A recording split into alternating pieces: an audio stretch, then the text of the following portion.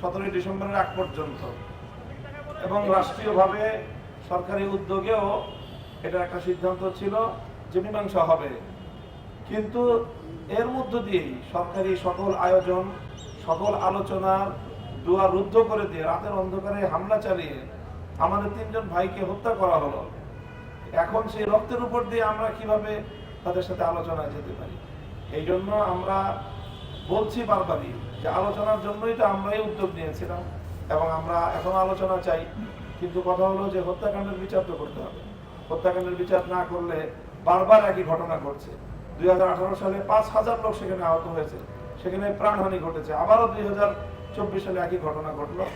এই জন্য আলোচনার জায়গায়, হত্যাকাণ্ডের বিচার আলাদা জায়গায়। যে এখানে আলেম ওলামা হিসাবে তারা পরিচয় আসছেন, আলেমদের প্রতিনিধিত্ব করছেন। তারা যদি কাজটা ইসলামী কাজ হয়ে থাকে, তো ইসলামী কাজে নেতৃত্ব দিবে কারা? সিদ্ধান্ত দিবে কারা? ফয়সালা দিবে কারা? কোরআন সুন্নাহর এলেম যাদের কাছে আছে তারাই তো এই বিষয় মীমাংসা এবং সিদ্ধান্ত দিবে। আমাদের এই পক্ষের তবলিগের যারা মুরব্বী আছেন তারাও সকলে আলেম, এবং সেই আলেমরাই নির্ধারণ করছেন যে কোন কাজটুকুর প্রতিনিধিত্ব কারা করবে। আর অপর পক্ষে যারা আছে, বাংলাদেশের উল্লেখযোগ্য কোনো আলেমই তাদের সেখানে নেতৃত্বের দায়িত্বে নাই। এই জায়গাটা থেকেই তো তারা বিভ্রান্তির পথে গিয়েছে। প্রথম পর্বের ইজতেমা হচ্ছে ইনশাআল্লাহ, সেই বিষয়ে কোনো ধরনের বাধা নেই। তার কার্যক্রম ইনশাআল্লাহ প্রস্তুতি চলছে এবং আরো পুরোদমে শুরু হয়ে যাবে। দ্বিতীয় পর্বের যে ঘোষণাটা ছিল, সেই ঘোষণার বিষয়ে তো আমাদের 17 ডিসেম্বরের হত্যাকাণ্ডের পরে পরিস্থিতি পাল্টে গেছে।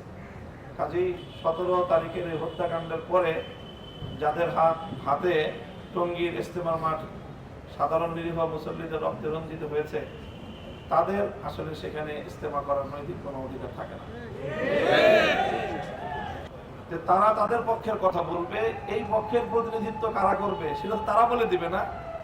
এই পক্ষের প্রতিনিধিত্ব কারা করবে, এই পক্ষ একটা সুশৃঙ্খল পক্ষ, দায়িত্বশীল পক্ষ। এখানে প্রত্যেকে যার যার দায়িত্ব পালন করছেন। এখানে ইনডোর দায়িত্বগুলো পালন করার জন্য ভিন্ন দায়িত্বশীল রয়েছেন। তাদের পক্ষ থেকে প্রতিনিধিত্ব করার জন্য এখানে মিডিয়া এবং সংবাদ মাধ্যমে কথা বলার জন্য, মাঠে কথা বলার জন্য তাদের প্রতিনিধিত্ব কারা করছেন সেটা তারা নির্ধারণ করছেন।